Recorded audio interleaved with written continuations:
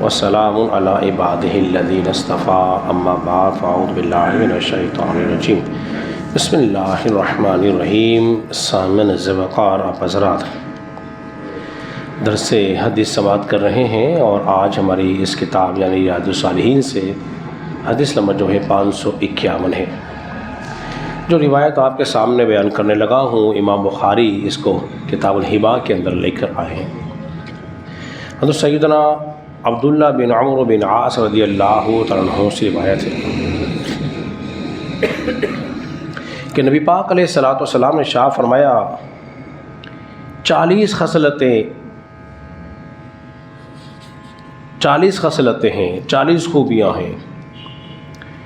ان خوبیوں میں سے جو سب سے اعلیٰ خوبی ہے وہ ہے دودھ والی بکری کسی کو دے دینا ہے اور ثواب کی امید بھی رکھنا ہے، اور وعدہ ثواب کی تصدیق کرتے ہوئے ان میں سے کسی ایک خصل پہ عمل کر لیا، یعنی کہ جو خوبیاں بیان کی گئی ہیں اور ان کا وعدہ بھی کیا گیا ہے،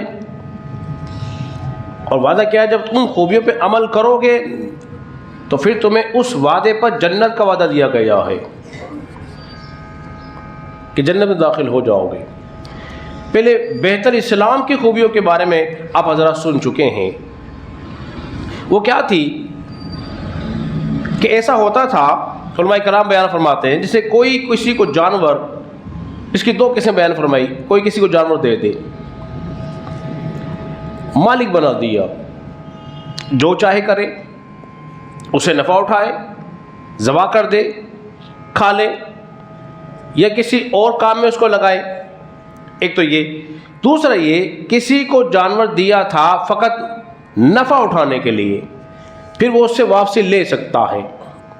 جیسے کسی نے کسی کو جانور دے دیا کہ تم اس سے کھیتی باڑی کر کے مجھے واپسی دے دو، سواری کے لیے دیا، اپنی منزل پہ پہنچنے کے بعد ہی مجھے واپسی کر دینا۔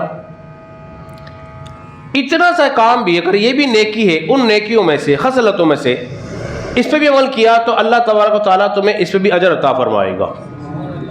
اور بہترین خوبیاں کیا ہیں؟ خصلتیں۔ انہی خصلتوں میں سے یہ ہے، خوبیوں میں سے، اگرچہ نبی پاک علیہ الصلوۃ والسلام نے اس کی وضاحت نہیں کی، لیکن علماء کرام بیان فرماتے ہیں ان خوبیوں میں، خصلتوں میں کیا ہے؟ مسلمان بھائی کو نفع پہنچانا نیکی ہے، بھلائی کا کام ہے۔ راستے سے کسی تکلیف دہ شے کو ہٹا دینا نیکی ہے۔ کسی غریب مسکین کی مدد کر دینا یہ بھی نیکی ہے۔ کسی مسلمان کا پردہ رکھنا یہ بھی نیکی ہے۔ مشکل وقت میں کسی کے کام آ جانا یہ بھی نیکی ہے۔ کسی بھوکے کو کھانا کھلانا یہ بھی نیکی ہے۔ 2 شخصوں میں جدائی ہے، نفرت ہے، تم ان دونوں کے اندر محبت پیدا کر دو تو یہ بھی نیکی ہے۔ اور وہ جو تعلق توڑ رہے ہیں تم ان تعلق کو جوڑنے کی کوشش کرو گے تو تمہارا یہ عمل بھی نیکی ہو جائے گا۔